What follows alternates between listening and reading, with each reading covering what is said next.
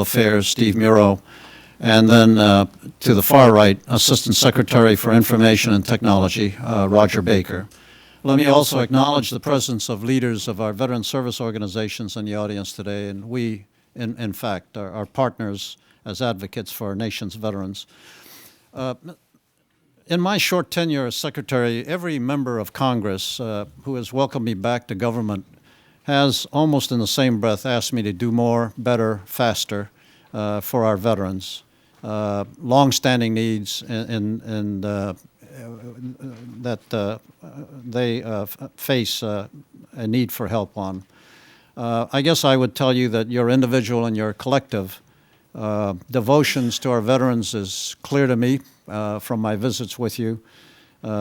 Clear, comprehensive, and unwavering. And so, Mr. Chairman, to you and the members of the committee, I want to express up front my thanks for your support of VA's efforts to care for those veterans, and most especially for the generous appropriations in some years past when budgets were lean. You ensured that we were able to meet mission for those veterans. Veterans are our sole reason for existence. Today's challenging economic environment, we must be diligent stewards of every dollar if we are to deliver timely, high-quality benefits and services to the men and women we serve. The growth in funding for FY 2010 is significant. I will say that up front. We accept the responsibility for being accountable and showing measurable returns on this investment that we've been entrusted with. I will do everything possible to ensure the funds Congress appropriates will be used to improve the quality of life for veterans and the efficiency of our operations. So with those comments, Mr. Chairman, thank you for this opportunity, and I look forward to your questions. Mr. Secretary, as you know, we are likely to provide an advanced appropriations for fiscal year 11 medical care. We will need to know very quickly what the VA's estimates for 2011 are if we are to include it in this year's bill. When do you expect to be able to give this committee an FY11 estimate for the medical care accounts?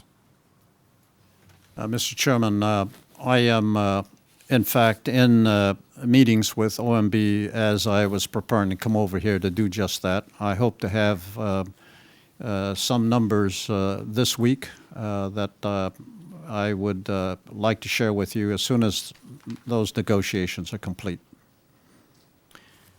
Mr. Secretary, I was pleased to see that the VA has requested $250 million in the FY10 budget to continue the Rural Health Initiative that was started in 2009.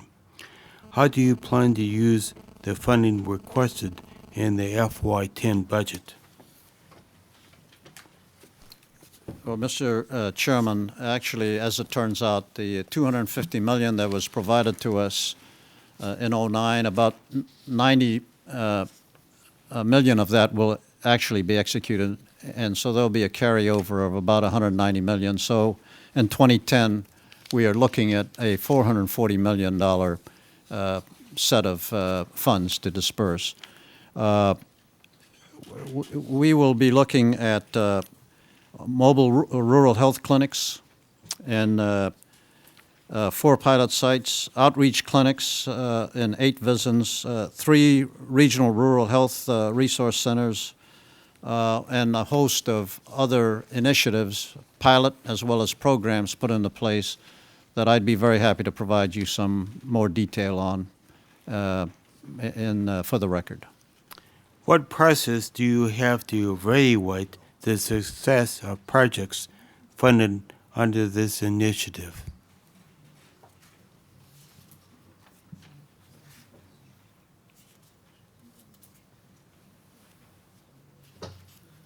Sir, for our projects, we have built in an evaluation component to make sure that from the very beginning that we collect data to ensure that over time we can tell if the project is successful. We're doing some very innovative work in this Rural Health Initiative. Some of them may not turn out to be successful. We want to know that, and then we want to discontinue those and focus on the ones that are. So we decided to build that into the program from the very beginning, capture the data, monitor it closely, and then make some decisions over time as to what really works best. Secretary Shinseki, the VA has requested an increase of more than $500 million for IT. How much of this increase is for staffing and administrative expenses, and how much is for peer development? Mr. Chairman, I'm going to let Mr. Baker pick up on that initially, and I'll play cleanup to him. Yeah.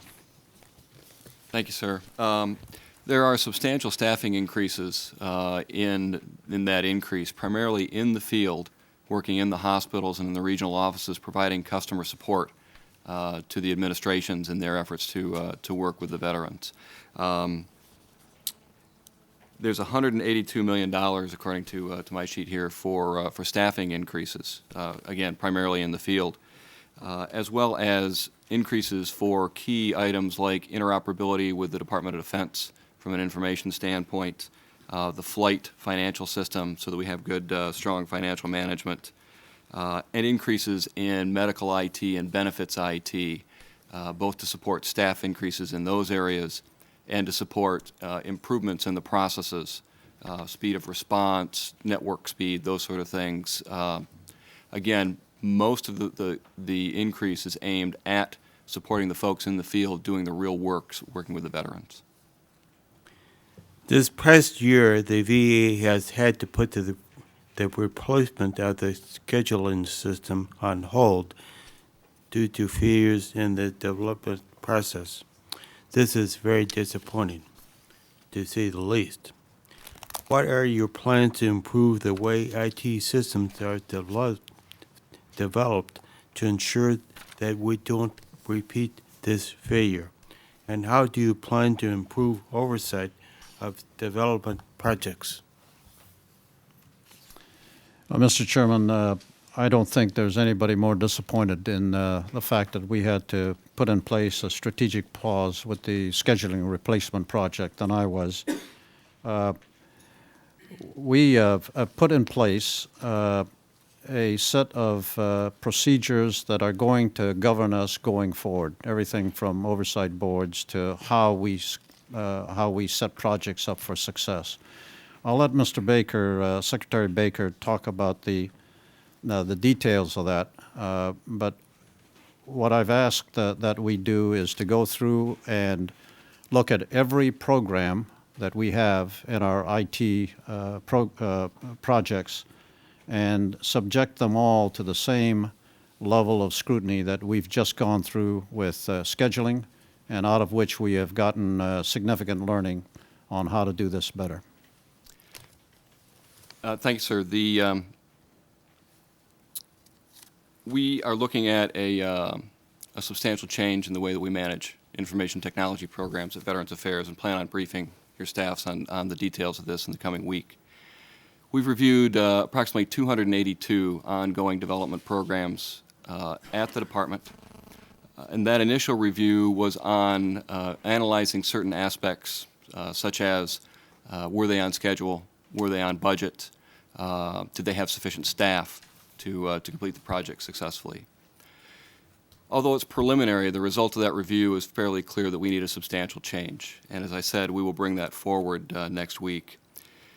But we have to make certain that we implement for our programs clear decision criteria, better control of the programs, decreased infusion of new requirements in the middle of the program, clear participation of the internal customer that will be receiving the new system in the success of the program, clear attention from the vendor that's working on this and their participation and success. And most fundamentally important, we need to increase the probability of success for these programs. We do not have a good track record now, as Secretary Shinseki said.